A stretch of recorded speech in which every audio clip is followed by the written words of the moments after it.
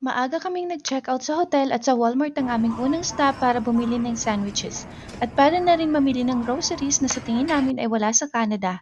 Saglit lang naman din kami dito pagkatapos ay dumiretso na kami kila kuya ko para makikain at magpaalam na nga. Last day namin today dito sa Minnesota. Siyempre ay dinaanan na naman namin itong puro bakod na daanan na ito. Sa isip ko nga ay ang tiyaga naman nila magbakod ng ganyan. Minsan ay ang ganda pa nga ng mga bakod kasi may art. After a few minutes ay nakarating na din kami sa kanila. Feeling close na nga ako kay Mavi. Kilala niya na kami. Naglalaro ulit sila ni Julia habang kumakain kami. Sa puntong ito ay talagang kinoconvince na naming lumipat sila sa Canada. Pag-iisipan daw nila. Malaki ang sinasahod ng nurses sa Canada. Isa sa pathway papuntang Canada ay ang express entry. Qualified ang nurses for express entry under the Federal Skilled Worker Program or Canadian Experience Class kung mamimit nila ang program requirements. To apply under the Federal Skilled Worker Program, candidates must have at least 1 year of continuous work experience within the past 10 years in skilled occupation. It is possible for the work experience to have been completed abroad. Kapag na-meet mo na ang requirements, you can now submit a profile to the Express Entry pool. Then you will receive a comprehensive ranking system score out of 1,200. The highest ranking candidates in the Express Entry pool are issued invitations to apply. Hindi working visa, kundi permanent resident ang binibigay kapag ikaw ay napili sa Express Entry. And your application can be processed as soon as 6 months.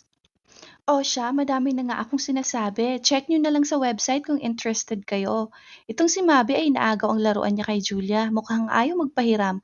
Sana nga ay matuloy sila sa pagbisita sa amin soon. Lumarga na nga kami dahil gagabihin na kami sa daan.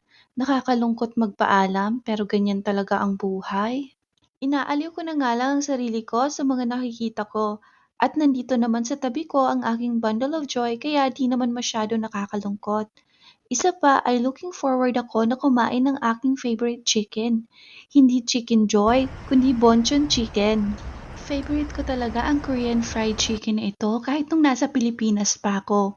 Wala nga nito sa amin kaya napa-order kami ng 30 pieces na wings at 30 pieces na drumsticks. Ito ang kanilang menu. Meron na din naman pala silang rice pero hindi na ako bumili dahil meron naman kaming baon na galing pa kila kuya. Itong bata nga ito ay nagpupuna.